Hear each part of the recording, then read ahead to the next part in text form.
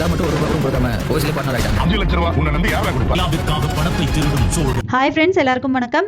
ஐயனார் துணை சீரியலில் நாளைக்கு எபிசோடில் என்ன நடக்க போகுது அப்படின்னாங்க இந்த வீடியோவில் பார்க்க போகிறோம்.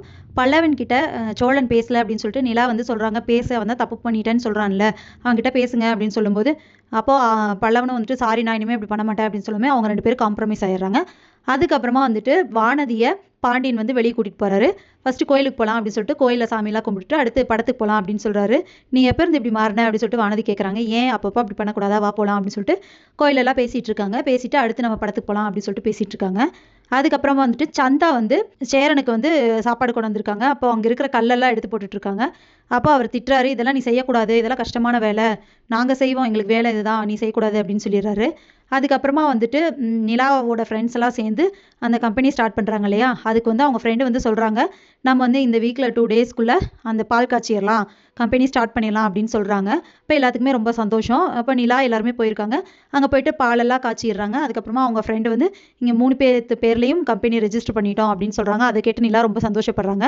அதுக்கப்புறமா எல்லாரும் பால் குடிச்சிட்டு நின்றுட்டு இருக்காங்க. ஒரு ஓரமாக நின்றுட்டு இருக்கும்போது அவங்க ஃப்ரெண்டோட ஹஸ்பண்ட் வந்துட்டு நிலா வந்து ரொம்ப தெளிவாக இருக்காங்க, ஒரு பைசா கூட பணம் கொடுக்காம இப்போ வந்துட்டு அவங்களும் பார்ட்னர் அப்படின்னு சொல்லிட்டு சேர்ந்துட்டாங்க, ஓசிலே பார்ட்னர் ஆகிட்டாங்க அப்படிங்கிற மாதிரி சொல்கிறாங்க.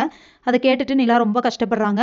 அந்த இடத்துல சோழனும் இருக்காரு. நிலா வந்துட்டு இப்படி அவமானப்படுத்திட்டாங்களே அப்படின்னு சொல்லிட்டு யோசிச்சுட்டு இருக்காரு. அதுக்கப்புறமா அவர் வந்துட்டு அவங்க கம்பெனியில் ஓனர்கிட்ட பணம் கேட்குறாரு. ஓனர் அப்போ தான் பணம் எண்ணி வச்சுட்டு இருக்கும்போது கேட்குறாரு, எனக்கு ஒரு 5 லட்சம் தருவீங்களா அப்படின்னு சொல்லிட்டு கேட்குறாங்க.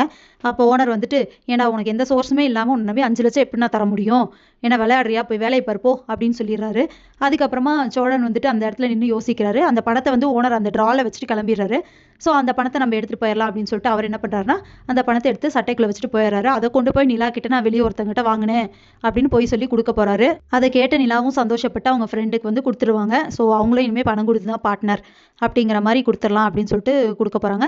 ஸோ இதுக்கப்புறம் என்ன நடக்க போகுது, சோழன் தான் அந்த பணத்தை திருடினாரு அப்படின்னு தெரிஞ்சிச்சுன்னா அவங்களோட ஓனர் என்ன சொல்லுவாங்க, வீட்டில் இருக்கிறவங்களோட ரியாக்ஷன் எப்படி இருக்கும், நிலா வந்துட்டு என்ன யோசிப்பாங்க, நமக்காக இப்படி திருடி இருக்காங்க அப்படின்னு யோசிப்பாங்களா, போய் திருடிட்டு வந்து பணத்தை கொடுத்துட்டானே அப்படின்னு யோசிப்பாங்களா, என்ன நடக்க போகுது அப்படிங்கிறத இனி வர்ற வீடியோவில் ஒன்று ஒன்றா பார்க்கலாம் ஃப்ரெண்ட்ஸ். அது வரைக்கும் வெயிட் பண்ணுங்கள். நன்றி, வணக்கம்.